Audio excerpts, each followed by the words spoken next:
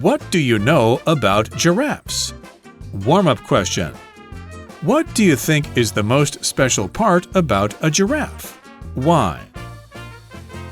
Giraffes have a pattern of dark spots on their bodies. Each giraffe's pattern is different, just like people's fingerprints. The spots help them hide from predators around trees.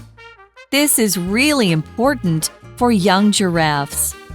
Less than 50% of them live to age 4. Giraffe mothers give birth while they're standing up. Their babies drop from a height of 200 centimeters. About an hour after birth, baby giraffes can walk already. Giraffes sleep while they're standing up too.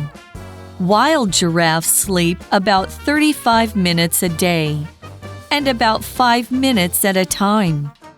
They need to be able to wake up easily and run away from predators.